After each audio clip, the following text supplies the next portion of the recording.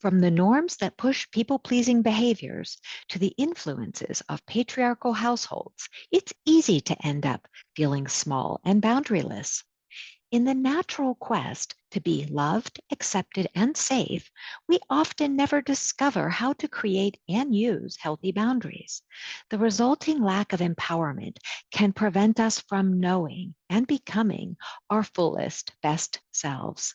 Can animals such as elephants, wolves, and gorillas teach us the keys to healthy boundaries and true empowerment?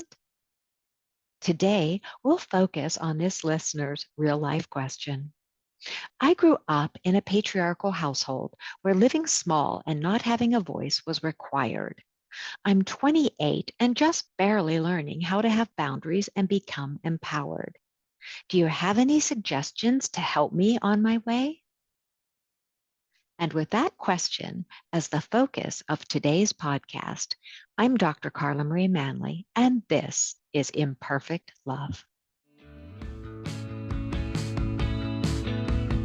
Welcome to Imperfect Love with Dr. Carla Marie Manley, psychologist, author, and relationship expert. I'm here to help unravel mysteries and misconceptions about love, relationships, and mental health issues, plus everything in between. Love is complicated, people are not perfect, and relationships surely can be tough. Together, we'll navigate this messy, imperfect space of real life.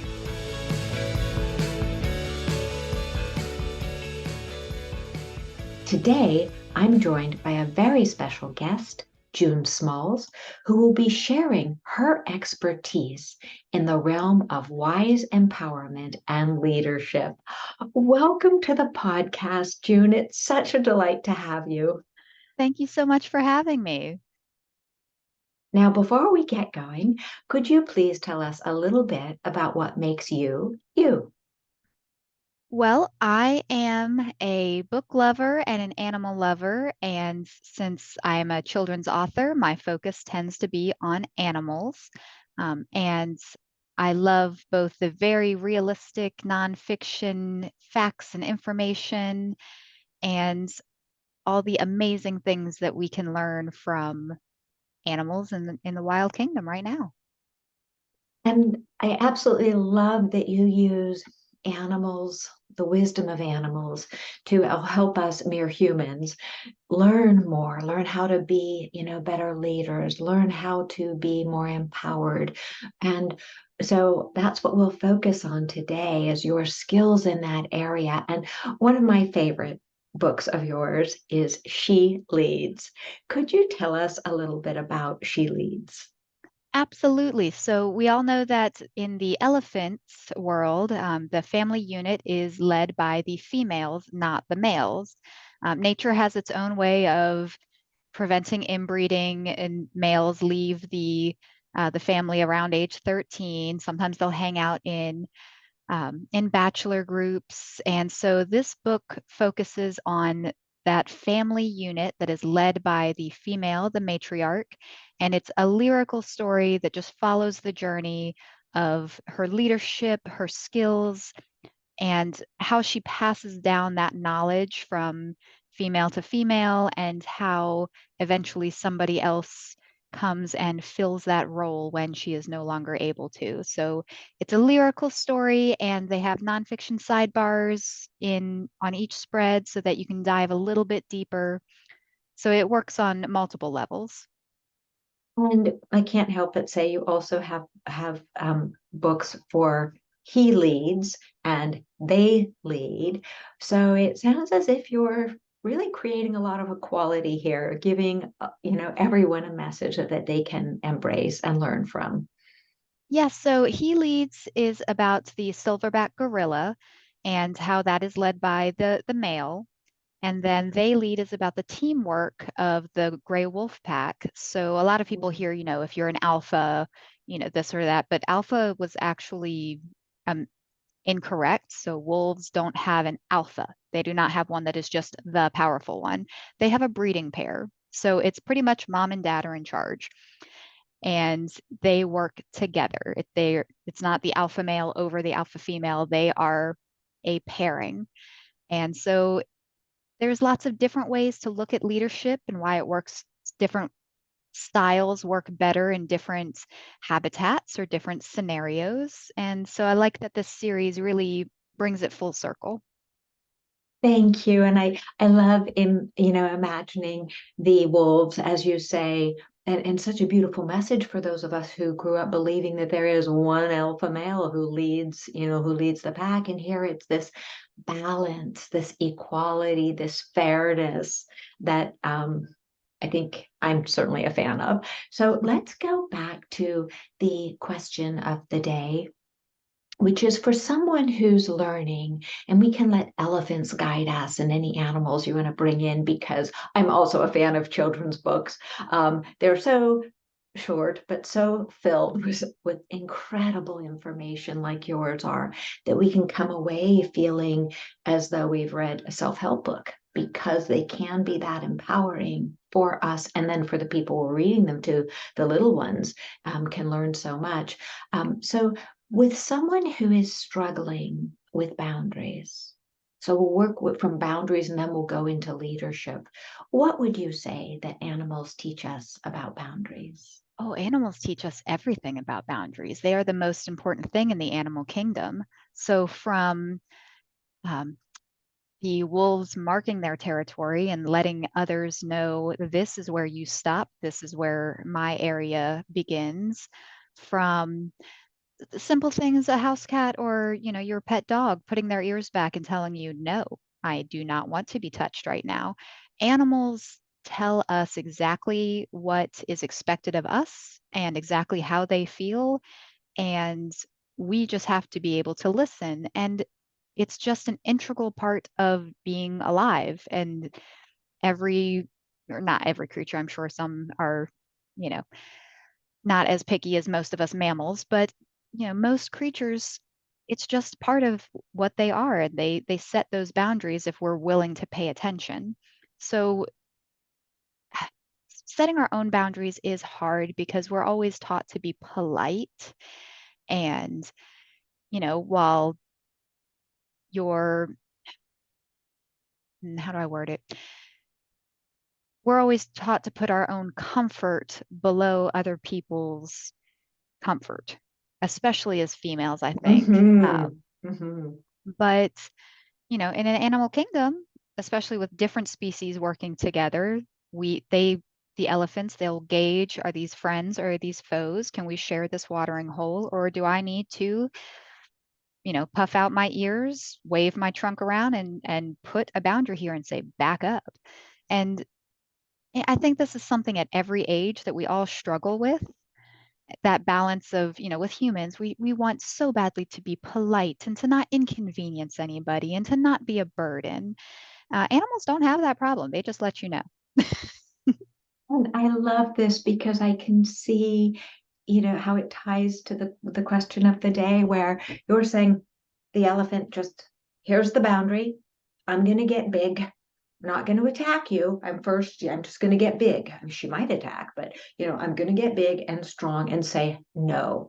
Why do you think we as humans, other than the people pleasing, other than the way we're raised to, live small or be quiet or be the people pleaser or be the good one, what else do you think might contribute to us not knowing, as animals know instinctively, to set those boundaries and to honor each other's boundaries? Well, I mean, even if we are social creatures, and even social creatures like the wolves have a pecking order. So while there might not be the alpha male and the alpha female as we historically thought them, we you'll see that the pups, the young ones who are still learning their place, when they mess up, they'll put their ears down, they'll lower themselves, they'll tuck their tail, they will lick the muzzle of the more aggressive uh, top dog in the pack. They'll do things to make themselves smaller, especially when they've messed up or when they want attention, or sometimes when they've played too hard and they've been put in their place. So lots of animals have a pecking order, and in most of the animal kingdom, it's based on based on the experience. The older animals tend to be bigger, more powerful, and more experienced in life, and they're teaching the younger animals. But also, sometimes some of us just have personalities and we're not good at confrontation and we're not the ones that want to be big and bad. So, you've got that we've all seen that big mastiff or that big pit bull and a little chihuahua barks at him and he lays down, and some of Mm-hmm. them just they don't want to be the aggressor. And so some of it's just inherent to us. We're all unique and not all of us are ready to be the big one who stomps their feet and throws their trunk. Some want to just stay in that circle and say, what's that other one going to do? Teach me, lead me. I'm a little less confident. So if I'm hearing you right, that piece is personality. So some of us are just going to have a naturally more gentle, compliant personality. Others have an inherently more assertive personality, let's say. And then Assertive or wild, or that dog that just will not stop jumping up into the tree, even though he should not be climbing that tree. yes. And so the other piece that I was picking up, and because one of the things I specialize in is trauma, and so my ears go up and go, oh, she was talking about these little pups, and maybe there's a runt of the litter or the smaller one or a big family, and maybe that with that sort of fight flight instinct that there are even there is even in the animal kingdom, maybe some of this training to be small, because when we get threatened maybe by an older person in the pack, then we have the choice: fight, flight, freeze, appease. It's not just fight flight, as you know, it's fight flight, freeze, appease, for our listeners who might not know that. So maybe for our the question of the day, maybe this individual, maybe she does have a naturally more gentle or introverted personality. And maybe in the patriarchal system, she learned to freeze or appease. Absolutely. And I think it's interesting too, because you specify the runt of the litter, and that's a common misconception. It's not always the little one that's the submissive. So we Mm. might be inherently small. We might be the runts of the litter. I am absolutely the runt in my family. Physically, probably 3 inches shorter than everybody else. But that runt might end up being the leader of the next pack. And that big one, just like I said before, the pit bull and the chihuahua, sometimes the big ones are the submissive ones. So it's not always our physical attributes or at first glance what you would assume, who in this Ah, pack is going to be the weak one. And I think we look at ourselves like that too. We assume, oh, we're the little, we're the weak, it's just expected. And it's not true. It's how strong that the things that wolf pup goes through, the things that elephant goes through, the things that the black back that ends up growing into be a silverback and leading. It's it's an all-encompassing thing of yes, we have a personality when we're born, but yeah, the experiences, the trauma. You'll see an elephant with an arrow sticking out of its hide, and that's experienced trauma. And that elephant has learned, hey, I avoid certain things because they cause me pain and fear and danger. And we all have to encompass that. But then if we want to move forward, we just have to buck up, listen to our survival instincts. And, sometimes those survival instincts made us small because that's what we needed at that time. But maybe that is not what we need now. June, thank you so much. First off, for helping me learn today that the runt of the litter doesn't always stay the runt, as I had no idea that the runt could become the leader of the pack. It makes sense, but I just assumed the runt stayed the runt. And this makes me feel so excited. And so, because we know that in the human world, that the smallest person can become the leader of the team, and how validating to know and empowering for all of us who are listening, that this means that those of us who are small or grew up feeling that we had to, not physically small, but that we had to be small, that we can use those life experiences, even the traumatic ones, maybe especially the traumatic ones, to become more empowered, to become stronger leaders, if not for others, leaders of our own lives. Absolutely. And one thing, like when I go to schools and I talk to, first graders through fifth graders about these leadership or the leadership roles in the animal kingdom and about ourselves, one, not every leader has to be a king or a president. Or, when we're trying to empower ourselves, it doesn't mean we're trying to be on top of the world.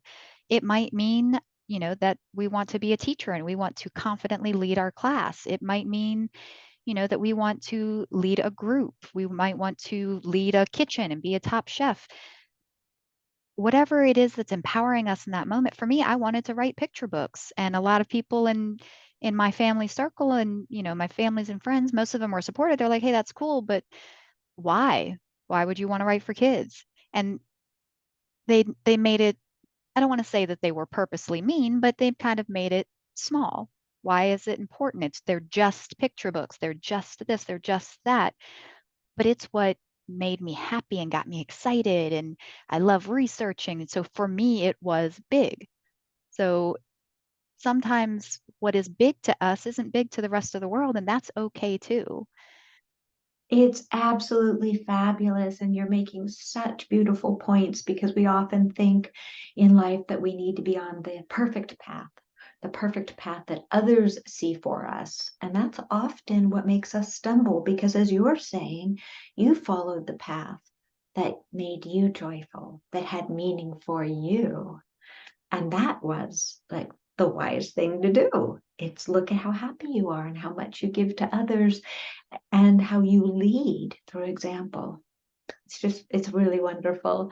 Thank you. And I hate the word perfection. I find that most people are paralyzed by perfection Mm-hmm. or that goal of perfection. And I understand we need to strive towards our best and towards perfection as best we can, especially if we're, I don't know, athletes and things like that. There is a perfect 10 goal, but for most of the world in our everyday life, perfection is a mirage that we're looking at in the distance. Absolutely. And I'm a firm believer, even for those, 10-star athletes, that it's really about the evolution, your personal best, whatever that is on any given day. And if we just keep evolving, and it's so funny that we're talking about animals because I love animals. And I think of how they're not interested in perfection at all. I don't see my giant schnauzer saying, trim my hair perfectly, make me perfectly beautiful, cook my food, or give me my perfect food, or give me a perfect walk. He just wants love, safety, security.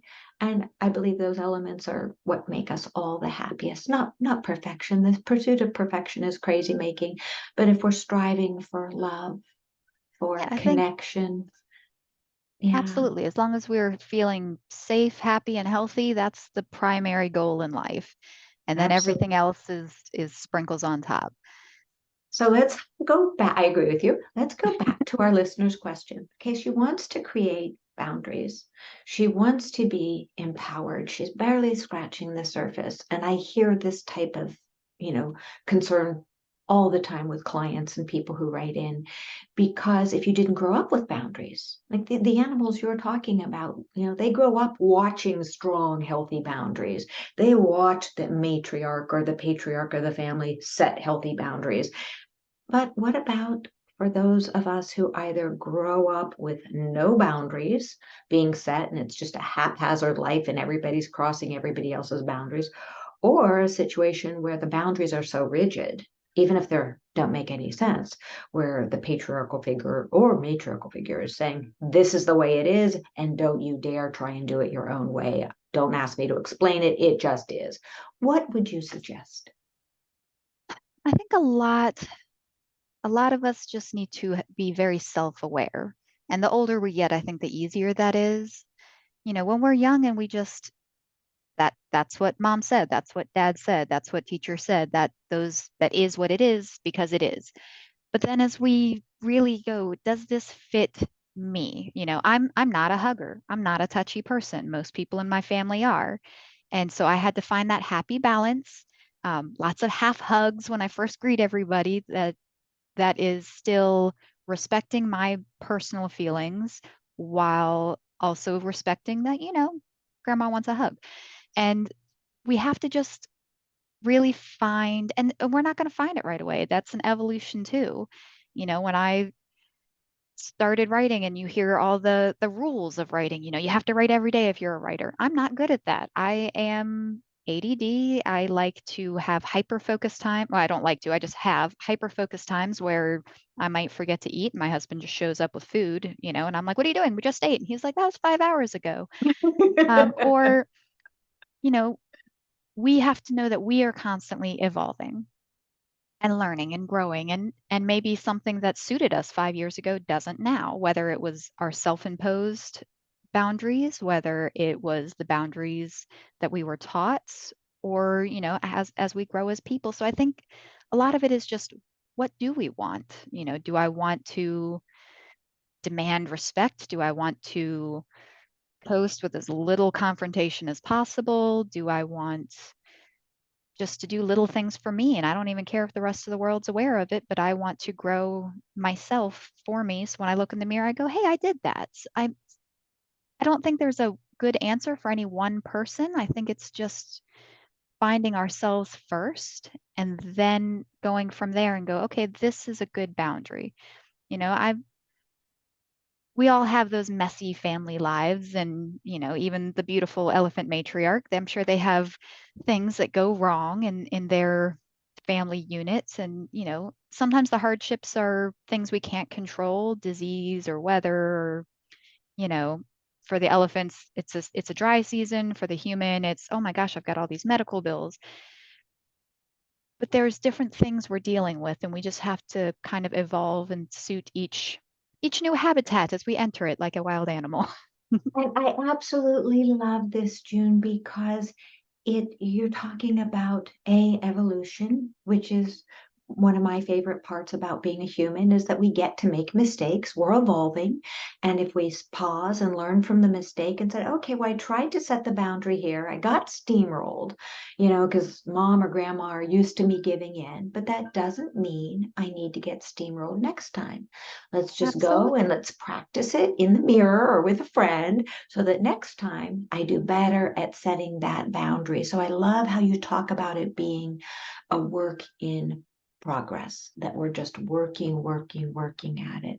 The other thing that you highlighted is the importance of mindfulness, that it doesn't mean that we necessarily have healthy boundaries or no boundaries. It may be that some of our really dear good friends who have good boundaries teach us healthy boundaries and we're learning through them. It may be perhaps at work or when we return to the family unit. In those situations, we do tend to be people pleasers or give in. So find out where we're doing it successfully, if at all. And I'm sure we are doing it successfully somewhere, right? And then keep repeating that. And for the areas where we're a little fragile, a little wobbly on our little, legs that are just learning boundaries, to not be hard on ourselves. Just figure out what we didn't do well and do it a little better the next time. And like anything that we're learning, even if we're teaching ourselves how to do this, is fail. Cool, fail, mess up. Start small and then get bigger. The elephant has, I don't even remember what the exact number is, but between 80 and 100,000 muscles in that trunk, no bones. And like a human, we can't use our hands very well when we're first born. Elephants can't use their trunk. They start by trying to pick up a stick. Then later we see the elephants that can move a whole log as an adult, but they weren't born being able to move an entire log. We need to start off with the little stick, the little leaf. We need to just Oh, start small and remember that we're gonna fall, we're gonna drop the stick, we're going to mess up, and that's part of life. I think we June, we talked about that previously. that is so beautiful and so empowering to hear you say it in such a beautiful, eloquent way.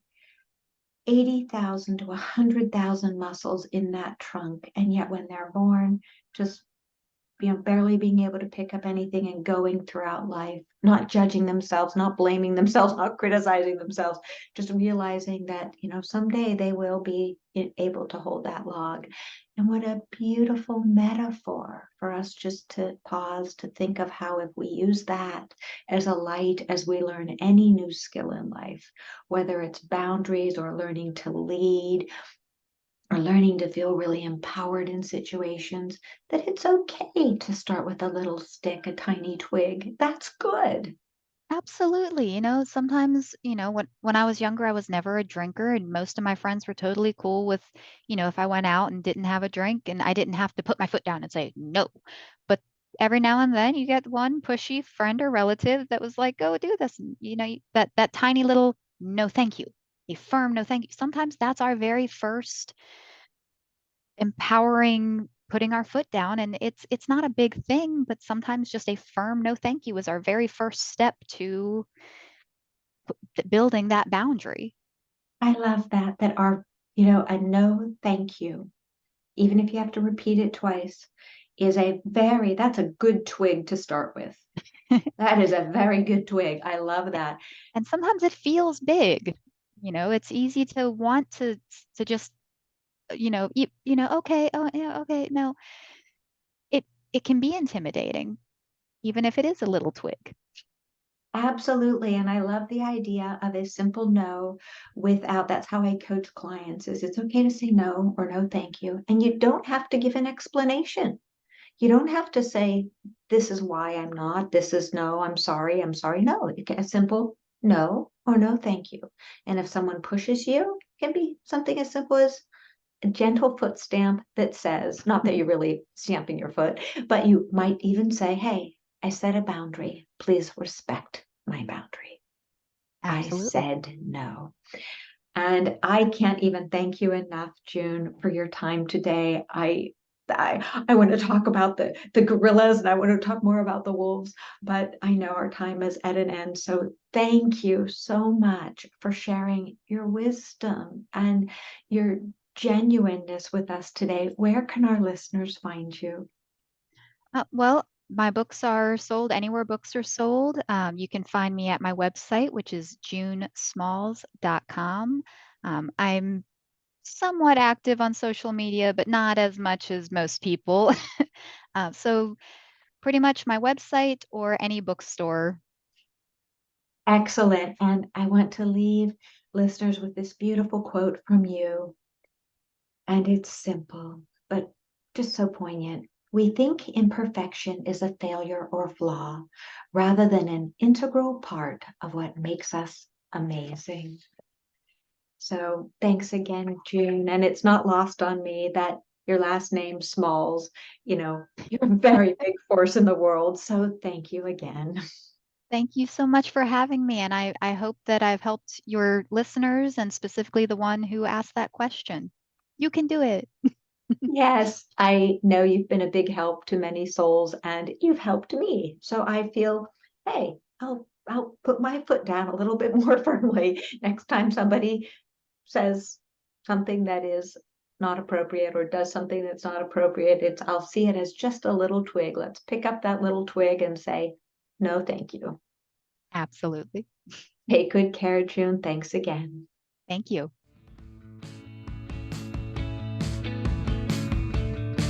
Thanks so much for sharing your time with me today. Remember, you have the power to transform your life and love fearlessly, if imperfectly, and it's my privilege to help you along the way. You can find more life-changing content, including my books and other podcast episodes, at drcarlamanley.com. Feel free to submit your own confidential questions through my website. I'll do my very best to include your issue on a future episode. If you found this podcast helpful, please subscribe and leave a review. Until we connect again, this is Dr. Carla Marie Manley wishing you oceans of blessings and love. Please note, this podcast is psychoeducational in nature and is not intended to replace formal mental health support. Please contact your healthcare provider or emergency hotline if you need psychiatric care. And as always, please take good care of your amazing, wonderful self.